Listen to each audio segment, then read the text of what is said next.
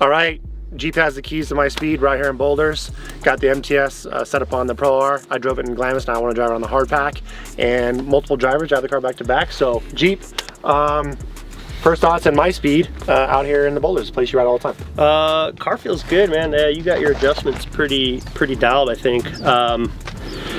As far as handling, the car just feels like it's on rails through every corner. Like we're trying to get it loose for some photo ops, but it wants to just stay planted and just rail the corners real hard. The low speed and small boat compliance is actually pretty good compared to stock. And the car just hammers, man. It does really well. So I'm glad you said that, Jeep, because that's the feeling that I rave about. You guys, you can see me talking in a lot of videos, and with the Pro R, that's something I was hoping to feel. So I went through those bumps a couple times in comfort mode because I wanted that soft, and you know, see how planted it can feel. Yeah. But like you were just talking about before we started rolling the camera, the Pro R is like so predictable. Yeah. It hoons around really easy out here too. Yeah, the Pro R definitely is a lot easier to get loose than this car, which makes sense because this is a purpose-built, you know, desert race car is what Robbie's explaining it as, and that's kind of how it feels, honestly, when you're driving it. It does have like that low feel like I used to have in my race car and all that. Speaking of low, you looked at my car, you think my car is probably a little lower than you would set it up as? Just a touch. I think a couple more inches, a little bit taller. Will give it a little bit more of that comfortability that the masses are looking for. But I think if you're racing it, keeping it this low, keeping the center of gravity low, you know, the arms are flat, so they're in a better position to travel upwards, you know, coming into bumps. But no, overall, I think for the style of driving I have and you and a couple of people like us, it's really good. Yeah.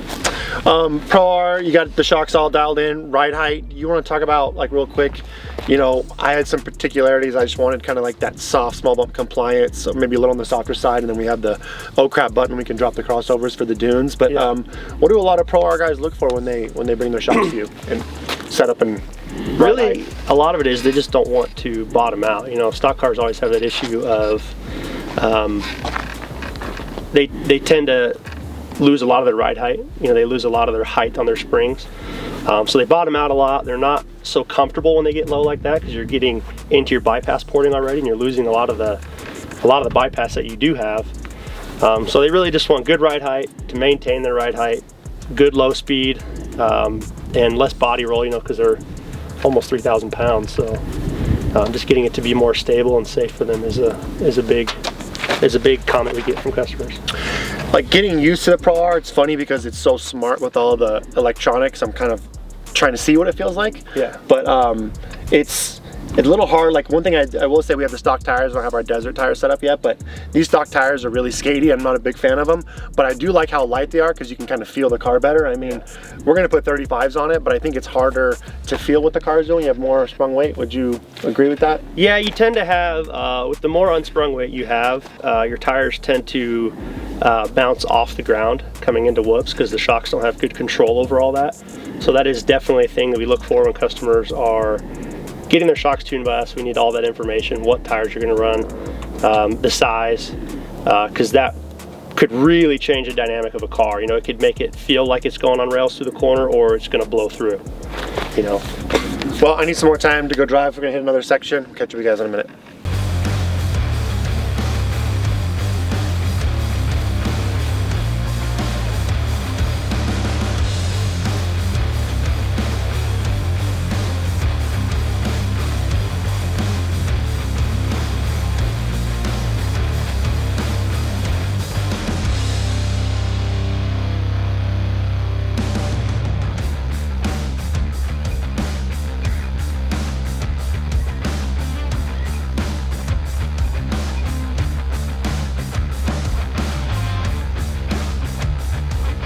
First thing I thought about when we shot these same bumps last year in the Can-Am, this car, I looked down at the speedo, we're going like 10 or 12 miles an hour faster. Oh yeah. Dude. Yeah, and the Can-Am was good. Yeah, no, the Pro Rs are... These big cars are just... They sneak up on you because they, one, they're so comfortable, and personally I like the way big heavy cars handle. Yeah. They seem to be a little bit more plush.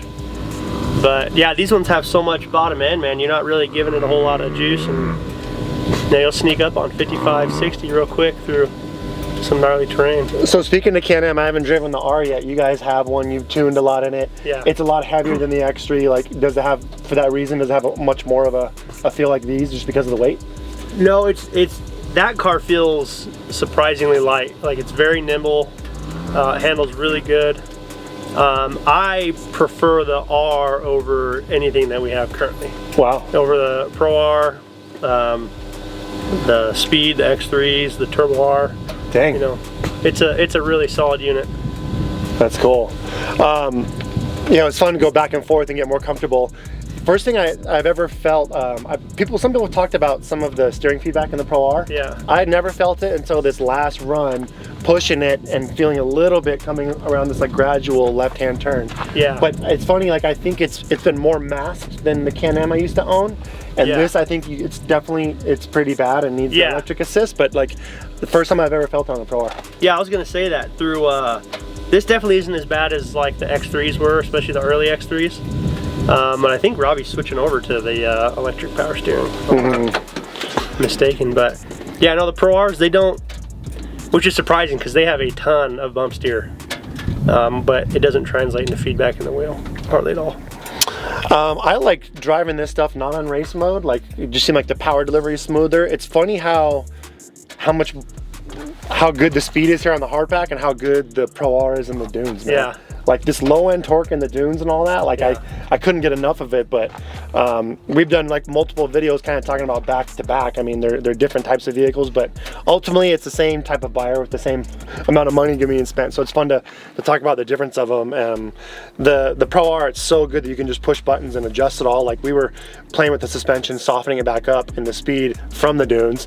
That's kind of a pain versus just having your buttons you can push on the Pro R, and all the power modes of the Razor is really cool, but it's fun to drive them back to back. To talk about the improvements of the suspension, definitely a lot better small bump compliance that you guys were able to achieve on this car.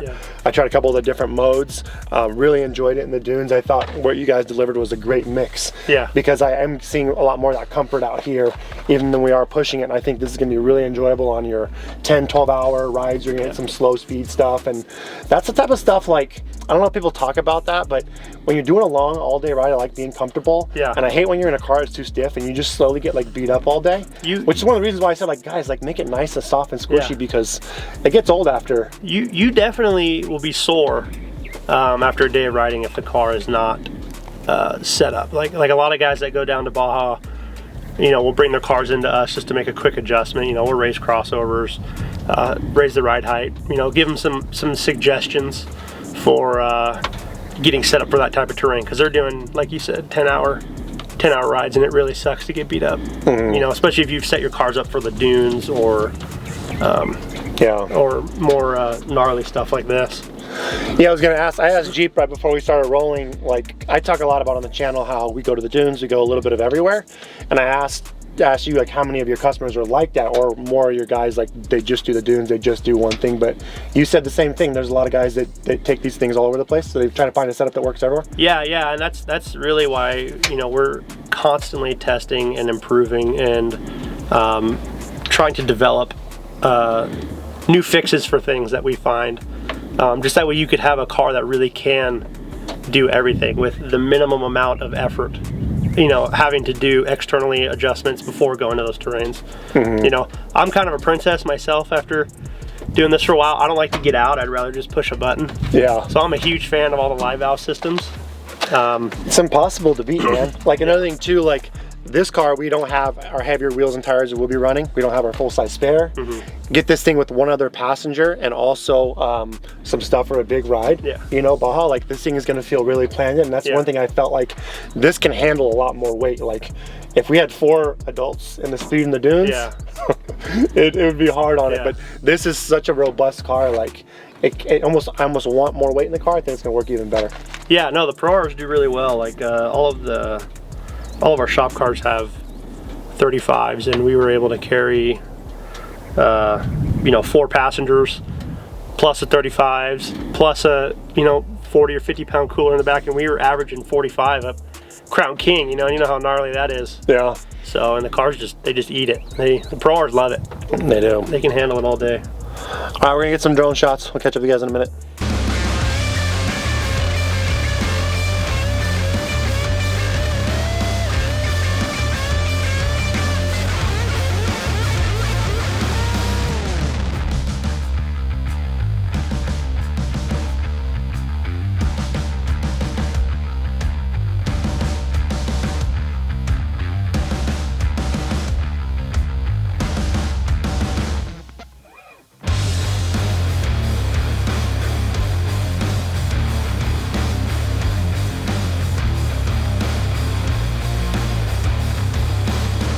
So hope you guys liked this video. It's really wild driving these cars back to back in the dunes a few weeks ago and now on the hardpack.